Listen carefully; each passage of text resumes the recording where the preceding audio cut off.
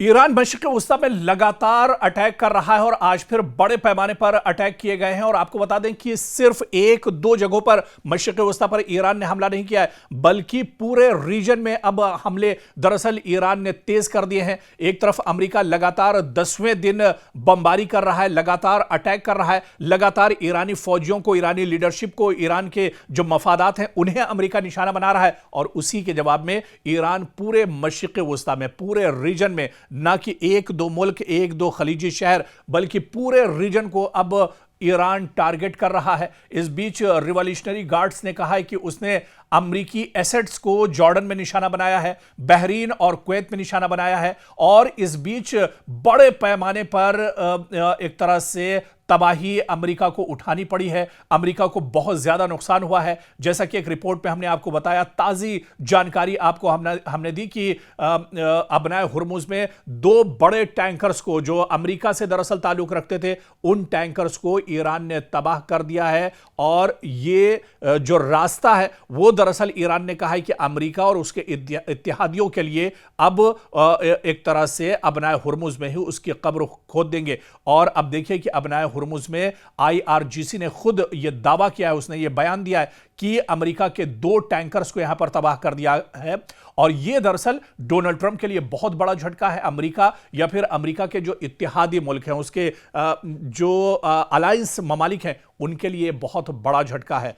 आपको याद होगा जब पहली बार जंग शुरू हुई थी, इजराइल अमेरिका ने एक साथ ईरान पर हमला किया था और उसके बाद ईरान ने अबनाए हुर्मुज में पूरी तरह से नाकाबंदी कर दी थी। आप देखिए कि सिर्फ पूरी दुनिया में, आप देखिए अमेरिका समेत पूरी दुनिया में हाहाकार मच गया था। गैस और पेट्रोल की किल्लत एक तरह से हो गई थी। और अब एक बार फिर खतरे के बादल मंडला रहे हैं, क्योंकि एक बार फिर अबनाए हुर्मुज पर ईरान ने ताला लगा दिया है। ईरान अब यहां से, ईरान की इजाजत के बगैर कोई भी टैंकर्स अब यहां से गुजर नहीं सकता है। और इसके अलावा जो दूसरे जराए हैं खलीजी ममालिक में या मशरिक़ वस्ता में, जहां से गैस और ऑयल, पेट्रोलियम या डीजल वहां से आता है, अब वहां पर भी ईरान ने हमले तेज कर दिए हैं। चाहे जॉर्डन की बात की जाए, बहरीन की बात की जाए, कुवैत की बात की जाए, अबू धाबी की बात की जाए, यूएई की बात की जाए, सऊदी की बात की जाए, अब कोई इलाका दरअसल, कोई खित्ता इस रीजन में दरअसल महफूज नहीं है। और ईरान ने यही कहा था अभी हालिया दिनों,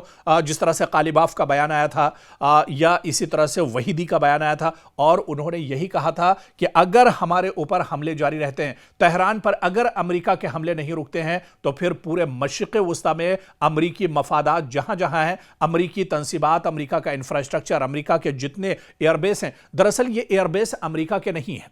हम जिस तरह से कहते हैं कि अमेरिका के एयरबेस, दरअसल इस पर अमेरिका ने अपना तसल्लुत जमा रखा है। सऊदी दरअसल जो अरब ममालिक हैं वो अमेरिका के पिट्ठू हैं, अमेरिका के गुलाम हैं और उसके ही इशारे पर काम करते हैं। इस वजह से गल्फ के ममालिक ने और खलीजी ममालिक ने अपने इन एयरपोर्ट्स को अमेरिका को एक तरह से दिया हुआ है। अमेरिका यहां से अपनी नाजायज जो हरकतें हैं उनको एक तरह से पूरा करता है, नापाक हरकतों को एक तरह से पूरा करता है। और मशरिक़ वस्ता में चाहे ईरान की बात की जाए, चाहे शाम की बात की जाए, चाहे लेबनान की बात की जाए या फिर गजा की बात की जाए, इस तरह के ममालिक पर ये हमले करते हैं और मासूमों का खून बहाने के लिए इन एयरबेस का इस्तेमाल करते हैं। और ईरान को यह पता है कि अमेरिका की अगर कमर मशरिक़ वस्ता में तोड़नी है, तो फिर एक तरह से मशरिक़ वस्ता में जहां जहां अमेरिका के एयरबेस हैं, चाहे इराक की बात करें, चाहे दूसरे जो खलीजी ममालिक हैं जहां बड़े एयरबेस हैं, चाहे कतर की बात करें, इन एयरबेस को अगर पूरी तरह से नेस्त नाबूद ईरान कर देता है, तो ईरान को पता है कि अमेरिका की